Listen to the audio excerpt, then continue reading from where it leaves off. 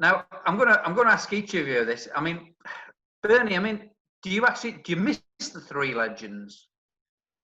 Initially, without a shadow of a doubt, you know, looking back, it was the figures were still up there and unbelievably good at that time of night, between 6 and 8. I still think if you checked out what they call radar figures, we were still number one over the country, beating TalkSport and all the rest of them at that time of night.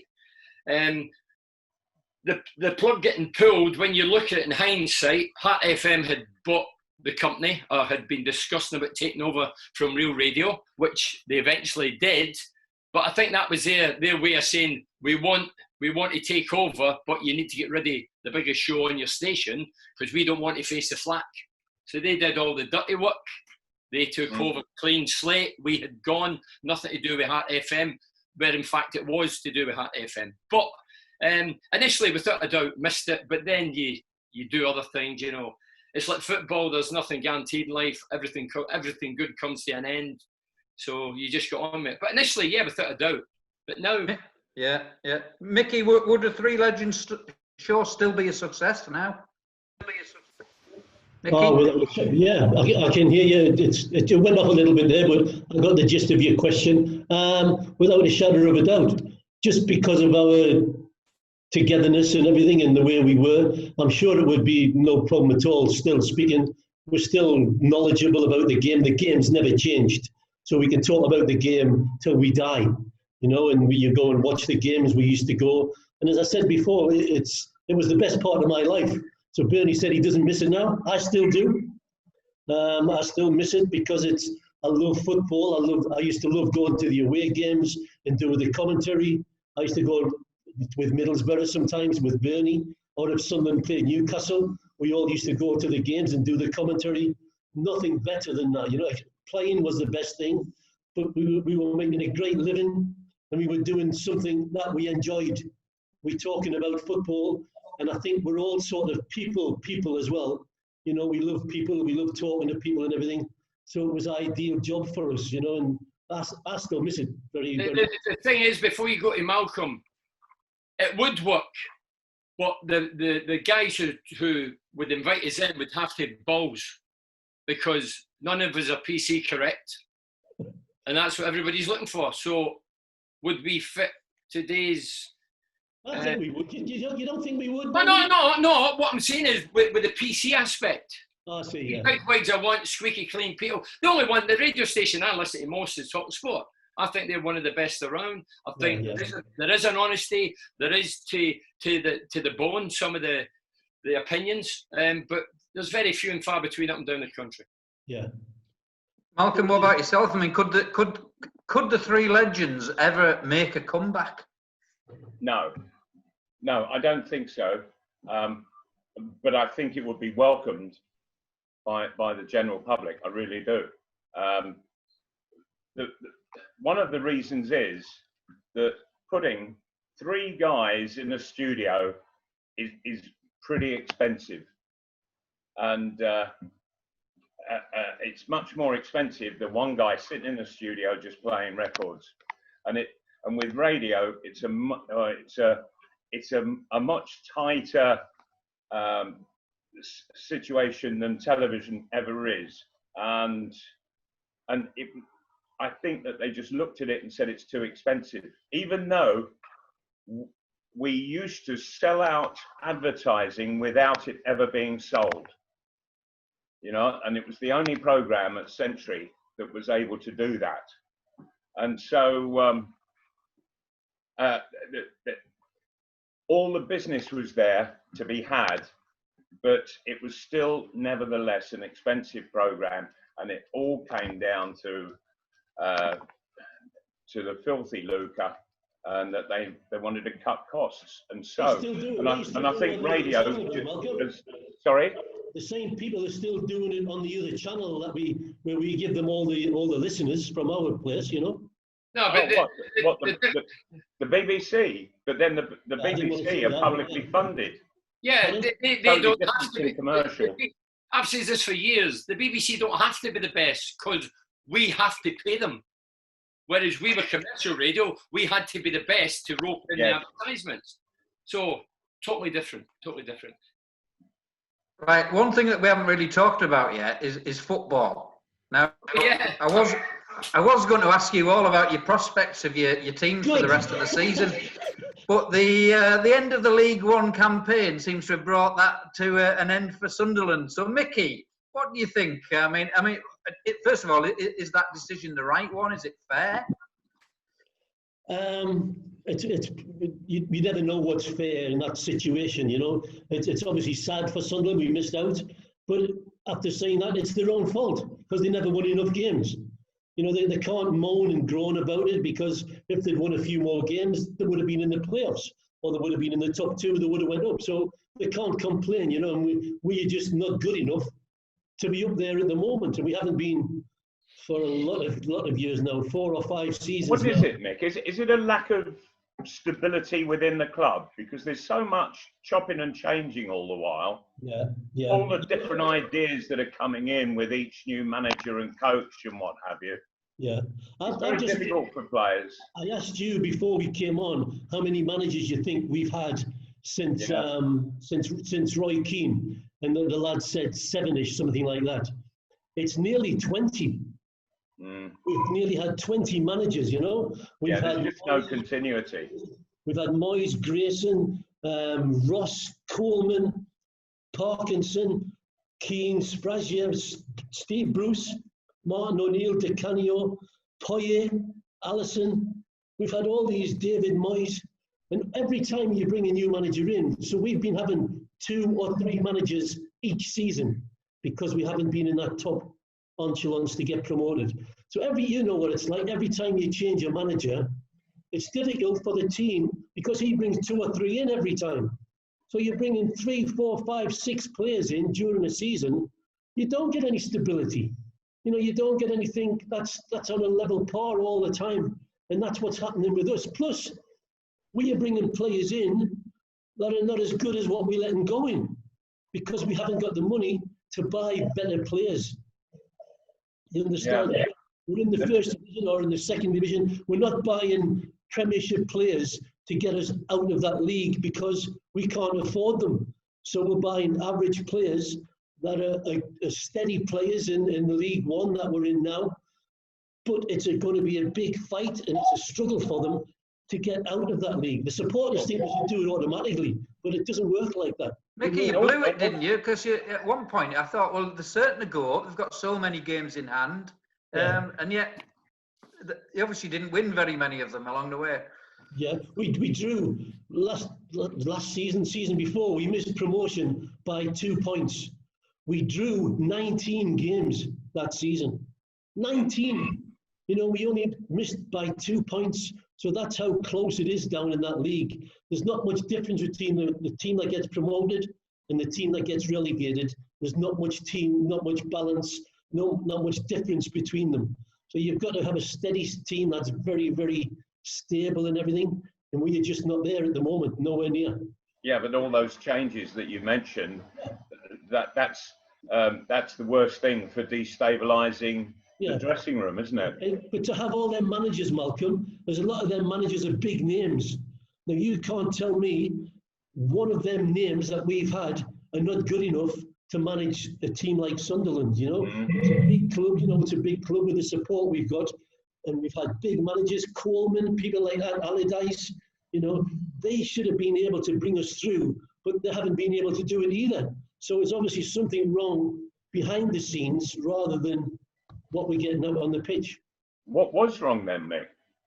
As you say, it's too much disruption. You know, yes, but the disruption is being caused by whom? By the backroom staff. I mean, Ellis Shaw didn't know his football. Lovely man, didn't know his football. So he kept putting people in charge. I think he had 3 or 4 chief executives. And then they were putting people in charge who were bringing players in, and they didn't know what we wanted. You know, they put people in that were the wrong players completely. Football supporters in the North East are very knowledgeable, and they know what they need. People in Sunderland and Newcastle, maybe it's not so much Middlesbrough, but the supporters, no way. The supporters know what you need in your team, but to make it successful. And we were paying people millions of pounds to bring the wrong people into our team. You know, it's simple as that, and it hasn't worked, and it's still the same now, you know. Mickey, you're not obviously the only club that's in the doldrums at the minute, because Burnley, if it doesn't go well in the last 9 games of the season, Middlesbrough could be joining them in League One. Yeah, and that's a possibility. We've got 9 games left. We've got 7 players out of contract. The 7 players out of contract, I'll ask you 2 guys, would you put your lot in if you were picking the remaining 9 games, knowing that you are not getting a contract at Middlesbrough and your career was elsewhere? Would you? Have they been told they're not getting a contract? Well, I don't know, but I'd surmise that 7 players are not going to get contracts. Yeah. And I would think, and the contract is up. So for me, the question is, would you put your lot in for Middlesbrough Football Club? See, I think that's one of the problems with football, because then, was it 7 or 9? Did you say 7? 7. If they stay up and don't get relegated, they'll probably get a contract. If they get relegated, they'll get rid of them because to get rid of the wages and everything. You know, they're looking after other things rather than looking after the team and making the team better. Yeah, but Middlesbrough, after the departure of Tony Pulis, I mean, I know you're pally with Tony Pulis, Mickey, but the brand of football, we knew what we were getting. Let's not kid ourselves. But I classed it as failure because he never made the top 6, never made the playoffs, and I think he was disappointed in himself for that. Then when they were renaming the manager, I honestly, hand in heart, I went record to saying that I don't think Jonathan Woodgate would get it, although he was being tipped. Jonathan Woodgate got it. I was surprised, but people that blame Jonathan Woodgate are living in cuckoo land. He's not had the money.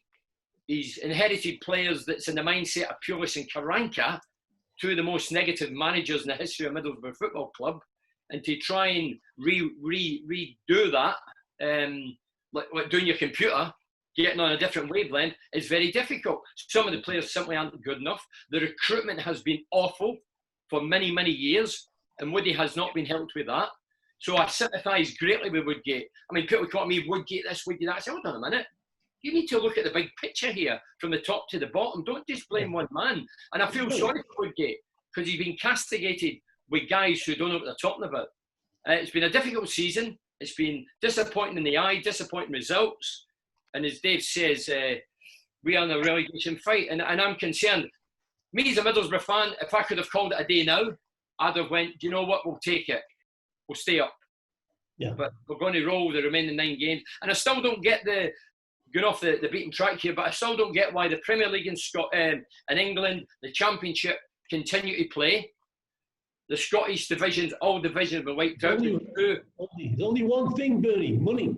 No, I'm coming to that. We know it's money, it's greed, and it's selfishness going along without the fans. Yeah. And yet Scottish football need money. They need money. Why are they not still playing? They're in the British Isles. They should continue the same as us. But they're not.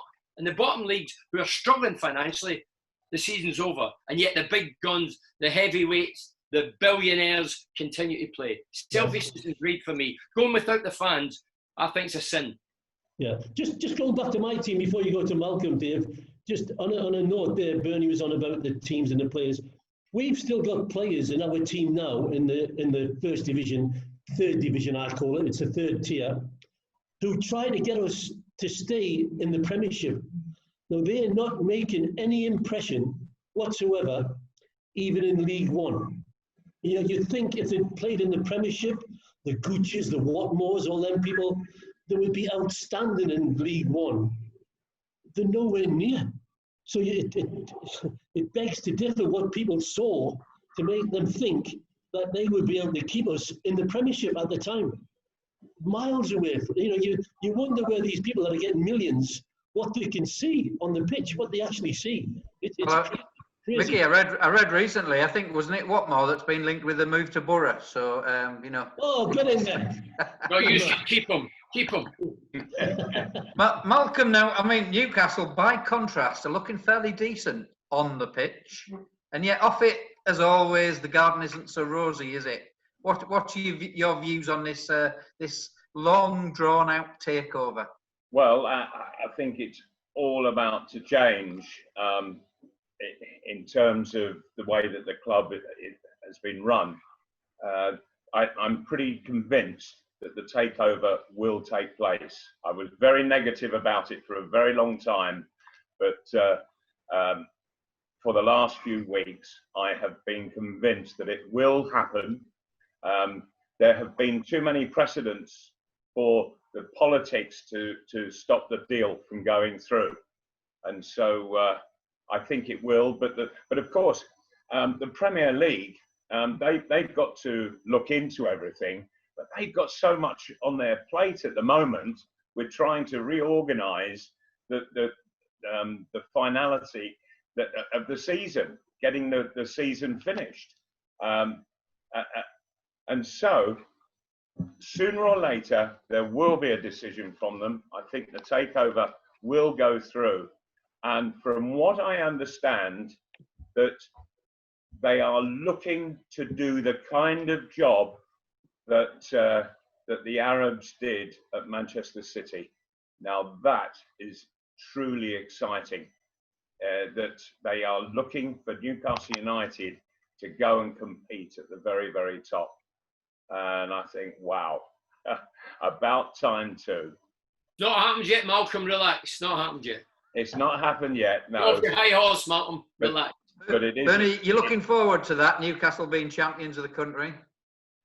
Do you know what? I'm really concerned. It's not going to happen overnight, but in 5-6 years' time, they'll plough the money in if they take over, which everybody's predicting. And yeah, I think it's a realistic goal that they could be up there with Man City's. Yeah. These guys that are taking over, aren't they messing about? Are they getting as much money as Mickey? Right, Wow. and of course the big argument is, and talking point is whether Steve Bruce stays or not. And or whether Rafa comes back. Rafa comes back, or Pochettino. You know, that he's been mooted a huge amount. To be quite honest, I feel for Steve Bruce in this situation that he finds himself in, that it's through no fault of his own that his job is under threat, because I think he's done exceedingly well with very limited resources. Everywhere he's been, Malcolm, he hasn't had very many resources, has he? And he's always done quite a good job wherever he's gone. Yes, he has. Yes. For the money that he's had to spend. Yeah, absolutely.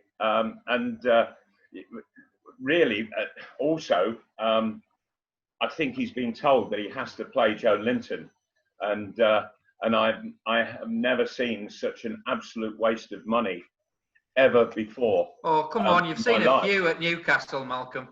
Sorry? You've seen a few of those at Newcastle over the years. Well, yes, but none quite like Joe Linton. Good heavens above. You know, Rafa Benitez, at the beginning of last year, in the January window, he said to Newcastle when they said to him, look, Joe Linton, he said he can play a bit. He said, but you're looking at paying 40 million. He's not worth anywhere near half of that. Who's brought him in? And it became a tussle with Rafa Benitez, and a lot of fingers from the club were being pointed at Rafa being greedy and what have you. But I think that he was just standing his ground over Joe Linton, and why they continued to do a deal that he had said it's wrong, and 40 million pounds. And the worst thing of all is that a few weeks, months back, Joe Linton, having gone heaven knows how many games and only scored the one goal, he actually was quoted as saying,